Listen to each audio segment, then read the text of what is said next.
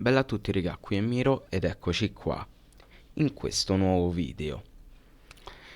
In questi giorni mi sto preparando per un video che va fatto, perché è un video che va fatto ed è il video del pagellone, quello stagionale. E nel farlo ovviamente mi sono messo lì a cercare tutte le foto di tutti i giocatori, eccetera, eccetera. E quindi ho visto una grande quantità di giocatori per questa stagione. In totale dovrebbero essere eh, 32 più o meno, se non mi sbaglio, che hanno o non hanno in alcuni casi indossato la maglia del Cagliari nell'arco di questa stagione.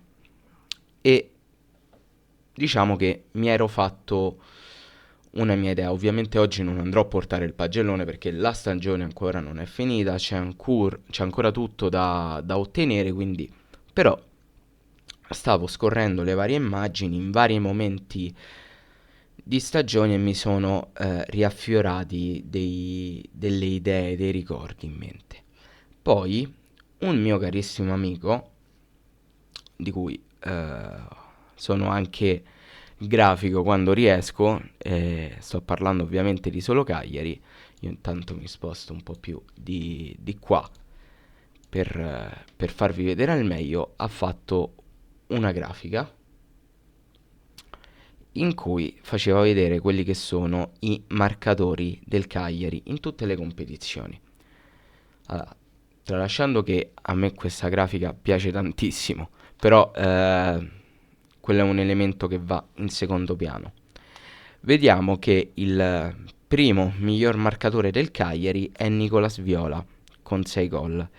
Al secondo posto in realtà troviamo ben 3 giocatori, perché abbiamo Gaetano con 4, Gaetano tra l'altro arrivato a gennaio, Pavoletti e Lumbo, mentre al quinto posto, che in realtà sarebbe terzo se appaiamo tutti e tre i giocatori con 4 gol al secondo posto, abbiamo Shomurodov con 3 gol, due dei quali segnati contro la Salernitana. Io questa grafica perché ve l'ho fatta vedere? Perché secondo me è ampiamente descrittiva di uno dei problemi del Cagliari di quest'anno, che è un problema che l'anno scorso non c'è minimamente stato. Perché l'anno scorso non c'è stato? Mi rimetto un attimo a schermo intero perché l'anno scorso, fatemi togliere questo foglio, c'era esattamente, fatemi mettere un attimo qui perché se no impazzisco, c'era esattamente lui, il capocannoniere della Serie B dell'anno scorso. Lasciate perdere le mie unghie finte praticamente, è lui, Gianluca Lavadula, 21 gol e in totale, no qua, non si vede, 21 più 4, che sono i 21 nella stagione regolare più i 4 gol fatti tra Venezia e Parma.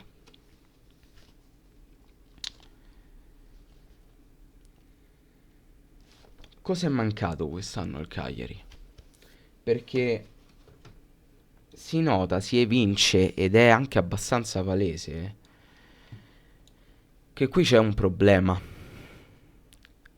enorme, perché il tuo capocannoniere non è nemmeno un titolare. Perché se noi andiamo su Transfer Market, vediamo che sì, Viola ha giocato 26 partite, però 16 volte è entrato, quindi solo 10 di queste sono state fatte partendo da titolare, ma nonostante questo è il miglior marcatore del Cagliari, con 6 gol all'attivo e 3 assist. C'è un problema enorme in tutto questo. Il Cagliari là davanti non ha punti di riferimento e per quanto la si possa far passare per una cosa positiva, per un elemento di imprevedibilità da parte della squadra, perché tende a tenere sull'attenti un po' tutte le squadre avversarie perché non sanno chi potrà essere l'uomo cardine là davanti, In realtà questo è un elemento molto molto grave perché ti porta a non avere una sicurezza, a non avere una stabilità e non avere una tua regolarità nelle azioni offensive. Perché sebbene possano segnare tutti, come la maggior parte delle volte è accaduto, può anche non segnare nessuno. E questa è stata la croce e delizia del Cagliari di quest'anno, che ha portato ad avere un reparto d'attacco molto, molto fumoso, molto annebbiato. E non è una cosa che si può tollerare. Per niente. E se non erro, io ripeto, non seguo ovviamente per questioni di tempo tutte le squadre, ma è una problematica che hanno avuto tutte le squadre che lottano là sotto. Fatta eccezione forse per una, e non so nemmeno quanto effettivamente, che secondo me è il Verona con Noslin. Sebbene Noslin sia arrivato a gennaio, però è stato un forte elemento di attacco per il Verona e ci hanno, non dico costruito la squadra attorno, però è stato un pezzetto di puzzle che è partito a gennaio e che è arrivato lui e ha, non dico sparigliato le carte, però le ha rimesse dove dovevano stare, ha riportato quello status quo che al Verona mancava. E non è poco, perché poi Noslin è stato un elemento fondamentale per il Verona e per quella che potrebbe essere la salvezza per il Verona. Un elemento simile ce l'ha avuto anche l'Empoli, in maniera forse un po' diversa e forse anche più altalenante, però Niang ha fatto le fortune per la prima parte dell'Empoli. Ovviamente per la prima parte intendo da gennaio in poi, perché Niang ha avuto un impatto devastante con l'Empoli e con la Serie A, risultando un elemento quasi imprescindibile e essendo quasi una copia anche dei Viola, perché ce l'ha avuto più partendo dalla panchina che partendo da titolare. Il problema, tralasciando l'Empoli, è che noi ce l'abbiamo avuto fin dall'inizio questa problematica. Noi all'inizio non segnavamo praticamente mai, poi abbiamo visto Pavoletti, Viola, Lumbo e ciclicamente un po' si sono distribuiti i gol. Ma se noi andiamo a fare un conteggio dei gol, qui abbiamo 6, 10, 14, 18, 21, 24, 27, 29, 31, 33, 35, 36, 37, 38, 39, 40. 40 gol. Abbiamo 40 gol per fino adesso 36 partite di Serie A e quante partite di Coppa Italia? Andiamolo a vedere subito.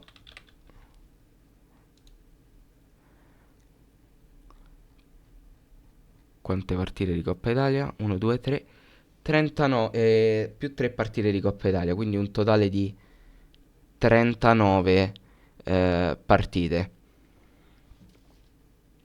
È meno di un gol a partita. E un gol a partita sì, è tanto. Però vediamo che qui non c'è un marcatore che si ripete.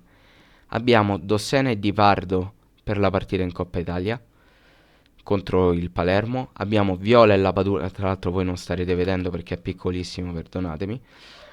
Dossena e Di Pardo per la partita col Palermo, Viola e la Padula per la partita con l'Udinese e Azzi per la partita con il Milan.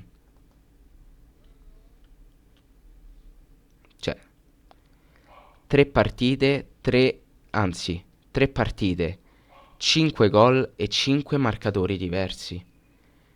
Questo implica ancora di più quale sia la problematica del Cagliari. Non abbiamo nessuno là davanti che possa dettare delle gerarchie, che possa essere un elemento cardine per l'attacco e che possa far funzionare al meglio tutto il reparto. Complice anche il fatto che comunque il Cagliari ha più volte cambiato modulo, ma questo non significa che con il cambio modulo debbano cambiare anche le gerarchie. Il problema però è non averle queste gerarchie, non avere quell'uomo che là davanti ti dà una sicurezza. Molti potrebbero dire Lumumbo. Sì, perché alla fine se andiamo a vedere là davanti tra gol e assist è quello che nella maniera assoluta e totale ha fatto meglio, perché stiamo parlando di 4 gol e 7 assist. Sì, però Luvumbo non è una prima punta, io sto parlando di prime punte, sto parlando di giocatori che segnano, giocatori che la partita te la svoltano. E non c'è stato, non c'è mai stato questo elemento, nella maniera più totale. E bisogna rimediare a sta cosa. Adesso chi potrebbe essere non lo so. Potrebbe essere Shomurodov, potrebbe essere Petagna, potrebbe essere Pavoletti. Boh, non ne ho idea. Luvumbo è un elemento importante, sì, qua viene anche scritto punta centrale, ma io non ce lo vedo Luvumbo come punta centrale piena. Non ce lo vedo, perché ce lo vedo di più a giocare sulla fascia. Ce lo vedo come un giocatore dinamico che tende a prendere la difesa avversaria in contropiede, ma non è un realizzatore, perché comunque non ha un piede così educato, cosa che per esempio ha Viola, ma Viola anche lì non è un attaccante. Viola è un trequartista che adesso come adesso, per via del suo dinamismo, potrebbe tranquillamente giocare come un trequartista stabile dietro le due punte, ma ce lo vedo di più veramente come centrale di centrocampo, perché non ha più quel dinamismo di una volta, non ha più quella velocità, corre ad un ritmo diverso da quello di tutti gli altri. Pavoletti ha trovato 4 gol, uno più importante dell'altro, tra l'altro, di cui tra l'altro uno in rovesciata, ma sono anni che è falciato da infortuni. Può garantirti quella stabilità. Gaetano, Gaetano è un elemento importantissimo e imprescindibile per questo Cagliari, però non è una prima punta, non lo è. Oristagno, stessa identica cosa. Shomurodov potrebbe essere quell'elemento, ma abbiamo notato quanto sia fortemente incostante a livello prestazionale, perché abbiamo visto una prima parte di stagione, tutto il girone di andata, in cui non era sicuramente la prima punta che ci si aspettava, e abbiamo visto che era un po' lo Shomurodov visto negli ultimi tempi della Roma, o visto nella non salvezza dello Spezia. Poi si è ripreso, ha trovato anche quei 2 gol con la Salernitana, che più che merito di Shomurodov secondo me è stato demerito degli avversari, ma non importa, perché è servito a ritrovare un impatto con il giocatore, un giocatore che si stava perdendo, un giocatore che era fortemente demoralizzato e che grazie al gol si era un po' ritrovato. Adesso si sono un po' appianate le prestazioni di Shomurodov, quindi non so quanto effettivamente potrebbe essere d'aiuto e potrebbe essere importante il suo apporto a livello di gol. È questo il problema. Chiunque citiamo, chiunque guardiamo che gioca nella zona offensiva del campo è un grandissimo punto interrogativo, perché per un motivo o per un altro nessuno ci dà una sicurezza. Peggio mi sento con Petagna. Petagna che ha trovato un solo gol, se non mi sbaglio, contro il Bologna. Potrei sbagliarmi, ma penso sia contro il Bologna. Andiamo un attimo a vedere qua. No, nel girone d'andata, perché nel girone d'andata ha segnato... Eccolo qua, Petagna. Nel girone d'andata segnò Lumbo contro il Bologna. Ma Petagna ha avuto gli infortuni, è stato fuori parecchio tempo. E per quanto io ripeto, a livello di caratteristica possa essere lui effettivamente questo elemento, non ha mai inciso. Non è stato mai al centro del progetto ed è il giocatore che attualmente percepisce di più. Capite anche qual è l'ossimoro di questa vicenda, il paradosso? È tutto così assurdo. Bisogna trovare un elemento che possa fare da perno per tutto il resto della squadra. Un giocatore offensivo che ti dia sicurezza, che ti dia tranquillità, che non dico segni ogni partita, attenzione, perché nemmeno Lautaro segna ad ogni partita, ma un giocatore che a livello psicologico e prestazionale possa essere veramente il perno del Cagliari, che a prescindere dal fatto che possa segnare o meno, dia una garanzia là davanti a tutto il reparto offensivo. Ed è chiaro, intanto mi rimetto a schermo intero, che molti potrebbero dire magari avercelo perché quasi nessuno ce l'ha. Quello sì, però bisogna anche capire che non possiamo ripetere, a prescindere da quale sia la categoria, non possiamo ripetere un'annata come questa così sterile e così fumosa là davanti, perché non può esistere. Io sono convinto, fermamente convinto, che la miglior difesa sia l'attacco. È chiaro che più gol fai e meglio è. Quindi, seguendo questo principio e abbandonando un po' la filosofia del è meglio non prenderle piuttosto che darle, potremmo incominciare a risolvere un paio di questioni. Ed è chiaro è lampante anche che sotto questo punto di vista bisogna incominciare ad agire anche sotto l'aspetto del mercato. Questo implica che di questa cosa si può incominciare a parlarne soltanto sul finire di campionato, perché bisogna avere già un traguardo raggiunto. E ovviamente ci auguriamo tutti che sia la permanenza in Serie A. Però questo è un qualcosa che va risolto il prima possibile, perché non si può andare avanti così. Non si può andare avanti così. Io penso che sia criminale, ve lo faccio rivedere, perché io penso veramente sia criminale questa cosa qui. Con tutto che li adoro quasi tutti, Viola è papà Viola, cioè ci ha tolto le castagne dal fuoco in innumerevoli occasioni. Gaetano lo riscatterei, farei i buffi, farei i debiti per tenermi Gaetano. Luvumbo è il nostro gioiello, bisogna tenerlo. Shomurodov, se continua come stava continuando, io me lo tengo a vita. Pavoletti, ragazzi, c'è poco da dire. È un giocatore importante, sì, ma ha pur sempre 35 anni ed è costantemente infortunato. Bisognerà valutare bene l'impegno di Pavoletti, perché non può garantirti una continuità di prestazione un giocatore come lui. Se ce lo vogliamo tenere dovrà essere un terzo, quarto slot come prima punta, non può di 100 essere la punta titolare o la punta che fai entrare per fare turnover. No, assolutamente no. A me vedere questa cosa mi dà veramente fastidio perché io anche da qui capisco quanto il problema più grande del Cagliari sia ovviamente la difesa, ma questo non può e non deve passare in secondo piano, perché anche la scarsa realizzazione del Cagliari in quest'annata è un problema. Io adesso così, a me piace fare i video così. I video me li costruisco mentre li faccio. Andiamo a vedere la realizzazione dei gol in Serie A. Così per farci un'idea.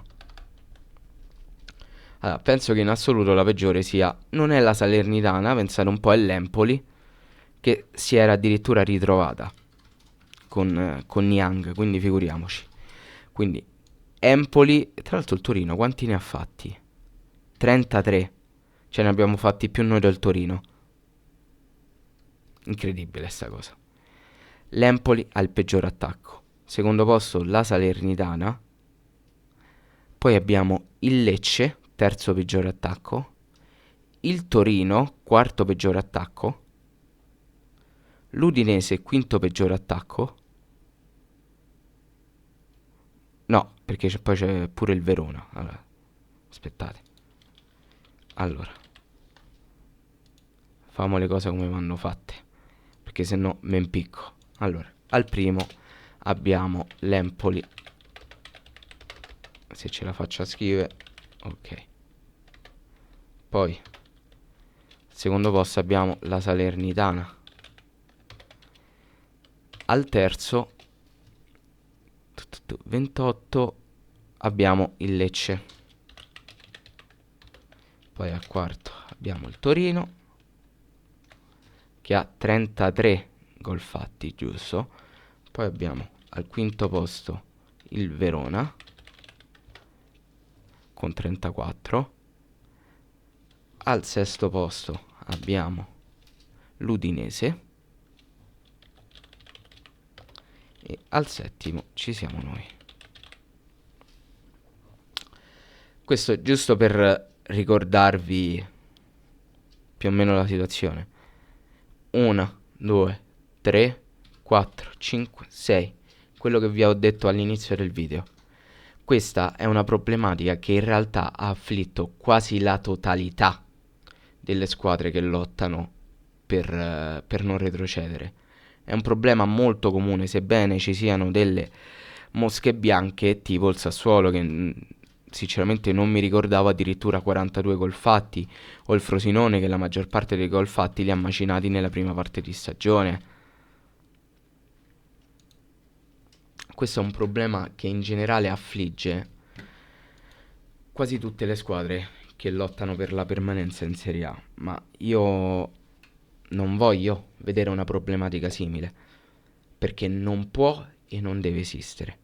Quindi io mi auguro, ovviamente per queste due partite c'è ben poco da fare, però mi auguro che questa sia una delle problematiche che abbiano la maggior urgenza di essere risolte per la prossima stagione, perché avere una persona, un giocatore che ti garantisca una pericolosità offensiva importante per tutto l'arco della stagione può fare la differenza.